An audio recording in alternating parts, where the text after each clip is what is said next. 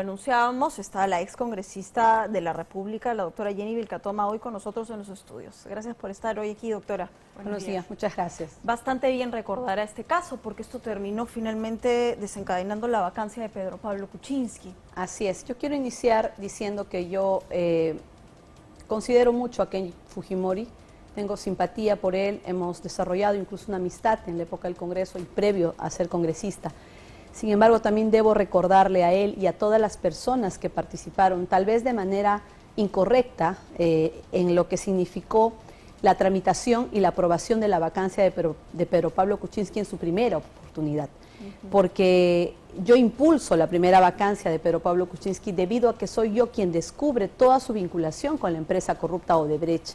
Primero pedí que renunciara el presidente Pedro Pablo Kuczynski, él no lo hizo y finalmente se promovió la vacancia. Es en esas circunstancias que empieza a tallar la historia de Kenji y de otros congresistas que hicieron que esa vacancia se frustre. Yo creo que ese es un mensaje que debe ser tomado muy en cuenta hoy que estamos cuestionando a los congresistas que no quieren aprobar la vacancia de por medio Pedro Castillo. El indulto a su padre, ¿no? Sobre Así lo es. que usted ha denunciado, sobre lo que usted ha impulsado, ¿no? ¿Cuál es su lectura años después? Porque aquí, claro, hay una lectura evidentemente judicial respecto a lo que puede ocurrir en sala superior, pero también política respecto de lo que significaron los Fujimori en ese momento y cómo están ahora y lo que representan en, entre comillas, una oposición que no cala en un mensaje que usted promovía en su momento con Pedro Pablo Kuczynski, que es el de la vacancia, porque hoy miramos al Congreso y no hay 87 votos. Lo que estamos viendo es que existen hoy congresistas comprados, como existieron en aquel entonces y que salvaron a Pedro Pablo Kuczynski. Le hacía este antecedente porque, si bien es cierto, el tema del indulto del señor Fujimori en ese instante fue el que se conoció a cambio, luego de que se salve a Pedro Pablo Kuczynski, lo que ocurrió después es que ya Martín Vizcarra, de acuerdo a sus intereses, empieza a promover la segunda vacancia. Y es en esa segunda vacancia donde ocurren todos estos hechos que vinculan y que cuestionan hoy y que ha dado lugar a que se sentencia a Kenji Fujimori y a otros excongresistas también. Y eran tan graves los hechos que se captaron en ese momento con estas cámaras que llevaba el excongresista Mamani, que obligaron a que el señor Pedro Pablo Kuczynski renunciara. Por eso es que se ha llevado a cabo este proceso y lo han sentenciado hoy. Hoy, ¿qué debemos hacer? Hacer un balance de lo que estamos viendo. La democracia en nuestro país está en riesgo. Tenemos un presidente, Pedro Pablo Kuczynski, que está saqueando el Estado, que debería haber salido ya del gobierno hace mucho tiempo, y tenemos a muchos congresistas que están en esta misma condición y deben ver en esta sentencia su futuro. Porque si bien es cierto, ellos pueden creer que porque votan y se creen dueños de ese voto, pueden seguir encubriendo al presidente Pedro Pablo Kuczynski. Todo esto se va a investigar en el futuro y van a terminar igual a mérito de una sentencia como esta. Y a propósito de eso es muy importante señalar, ¿no? En el caso específico de Kenji Fujimori, la sentencia ha sido por tráfico de influencia agravado, ¿no? Y trayendo esto a la actualidad, comparándolo con el caso de los llamados los niños, ¿cómo hacemos la separación? Porque hay quienes también cuestionan y se preguntan, ¿no? ¿En qué momento se hace labor parlamentaria política? Y usted ha sido congresista, ¿no? Ha tenido que conversar, ha tenido que pedir y ceder en algunos casos. ¿Y en qué casos es esto, tráfico de influencias? Así es.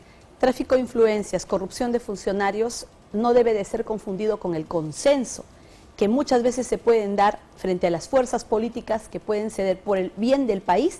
Algunas decisiones primero, otras después, o en conjunto se pueden aprobar algún tipo de decisión, pero por el bien del país. Lo que ha sucedido aquí es que claramente se le ha dado al congresista la posibilidad de acceder a obras, de acceder a otro tipo de beneficios con tal de que venda su voto y mantenga al Ejecutivo. Ese es el círculo pernicioso que desde aquel momento se ha mantenido hasta el día de hoy, porque estos congresistas conocidos como los niños y los otros 50 y tanto que existen, no lo están haciendo por convicción. Ese voto que tienen no es propio, es el que les dio la población que los elige y deberían siempre decidir en bien del país y de esa población. Pero ellos, como ya reciben dádivas, regalos, obras a cambio, ya se sienten dueños de ese voto y lo manejan ¿a gracia de qué y a servicio de quién? De ese gobierno que les puede dar obras, de ese gobierno que les puede dar las dádivas. Eso y ha sido materia de investigación de manera larga en este proceso y ha sido objeto de una sentencia. Este es un antecedente muy importante que debe hacerle saber a los niños y a todos los congresistas corruptos que se han vendido al gobierno, que tarde o temprano van a terminar con una sentencia igual. Hay algo también que es grave y pernicioso que tiene que acabar. Un congresista no puede ir a gestionar obras. Muchos congresistas dicen, yo soy de tal región, voy a ir a ver mi obra. Eso es totalmente ilegal. El congresista fiscaliza, el congresista propone leyes, hace control político y participa, ¿no?, de una batalla permanente por garantizar el equilibrio de poderes. No puede ir a ningún ministerio, bajo ninguna circunstancia, a promover obras. Y eso sigue sucediendo ahora. Por eso es que ustedes ven desfilando a los congresistas por los ministerios. Se interpreta, la función de representación, ¿no? Porque el congresista dice, pero yo soy el representante de mi región, entonces yo estoy representando a este grupo de ciudadanos que está pidiendo esto. Como congresista supe diferenciar claramente esto que usted me está planteando, porque se confundía con ese escenario de tener que ir a pedir obras. Representar quiere decir acudir a esa población que te apoyó para ver qué dificultades tiene, qué problemas tiene y ayudarlos de manera concreta, jamás promoviendo obras, jamás yendo al Ejecutivo a decirle, por favor, promueve mi obra, porque ¿qué es lo que viene detrás de eso? Y hay que decirlo sin miedo. Ese congresista que promueve esa obra ya tiene designada, escogida la empresa. Y muchas veces es su propia empresa, pero a nombre de otra persona. Sí. Entonces, ya tienen garantizado el pago de la coima, tienen garantizado todo un círculo de corrupción, y eso no se puede negar. Yo lo he verificado, yo lo conozco, y muchos congresistas lo conocen. Lamentablemente, llega la época de la aprobación del presupuesto, y lo que vemos es que ahí viene la gran distribución de las obras a nivel de los congresos. Eso tiene que acabar, porque como ya estamos viendo, ya se ha dado una sentencia, ya los jueces han podido entender lo que significa hacer este tipo de actos y entrar en el ámbito delictivo. Ya no quiere decir que yo soy congresista, tengo inmunidad, puedo hacer lo que quiero con mi voto, no. Los congresistas corruptos que hoy están beneficiando a Pedro Castillo van a terminar presos. Y es lo mismo que va a ocurrir, y yo quiero hacer a colación aquí un tema muy importante y de coyuntura, el tema de la prisión preventiva de Vladimir Cerrón. Vamos a hablar de eso, pero sí quiero cerrar el tema, Kenji, con lo siguiente. ¿Qué pasa si en sala superior revocan esta prisión preventiva efectiva? He escuchado a su abogada que tiene cuestionamientos de forma y de fondo sobre la sentencia. No sé si la proporcionalidad se haya dado de manera correcta o no. Supongo que la sala va a poder verificar eso a profundidad.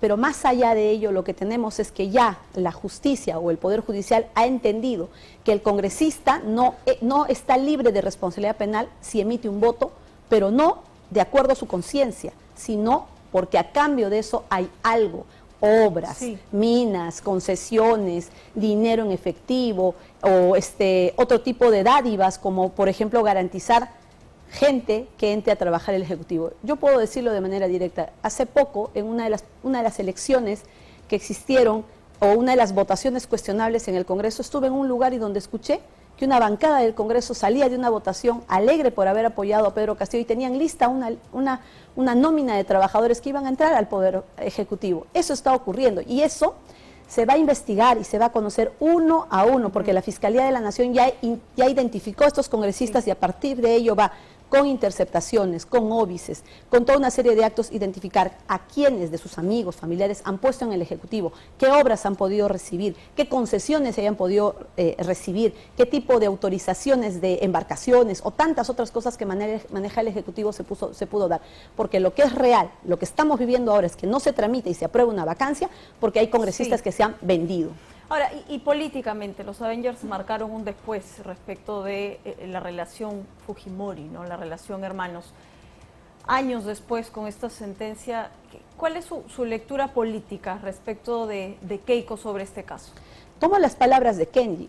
Kenji hoy culpa directamente a su hermana, culpa directamente a Fuerza Popular. Yo entiendo que en el fondo está la discusión de su padre, que es un tema netamente familiar.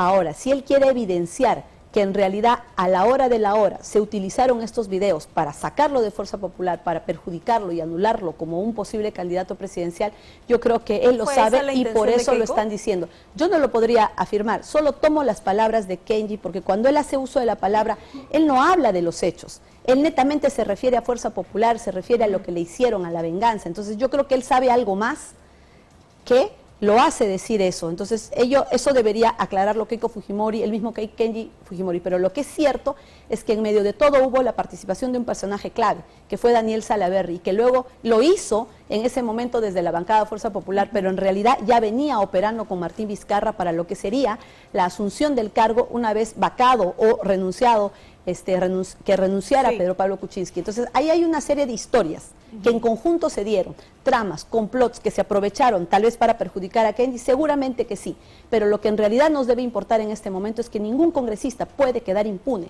Quien vendió su voto en una vacancia para beneficiar a un presidente corrupto debe terminar preso. Ni los dueños ni secretarios de los partidos. Y ahora sí vamos a hablar de Vladimir Cerrón. Quedó suspendida la audiencia que se va a reanudar el día de hoy y mañana, ¿no? Usted ha cuestionado duramente, estaba revisando un poco su Twitter, a John Pillaca, que es el juez a cargo de esta audiencia. ¿Cuáles son las razones? ¿Qué interés tendría este juez Pillaca respecto de Vladimir Cerrón? Él ha venido ya conociendo varios casos de Vladimir Cerrón, donde se le ha presentado pedidos de comparecencias con restricciones y de prisiones preventivas en un caso relacionado que se sigue también contra Vladimir Cerrón por terrorismo. Y él no ha valorado esos elementos de convicción como deben ser y no ha dado las prisiones preventivas que se deberían dar. Para el caso actual, en el cual el doctor Richard Rojas está pidiendo una prisión preventiva de 36 meses, debo iniciar diciendo que el doctor Rojas es uno de los mejores fiscales que en este momento existe. Yo he sido testigo presencial en cómo él, de manera prolija, lenta, prudente, en 16 meses ha acopiado todos los elementos de convicción para hoy sostener de manera objetiva una prisión preventiva. Me preocupa que haya sido el juez John Pillaca el que haya recibido esta investigación, porque soy testigo también de cómo ha deshecho pruebas que demuestran la obstaculización por parte de Cerrón.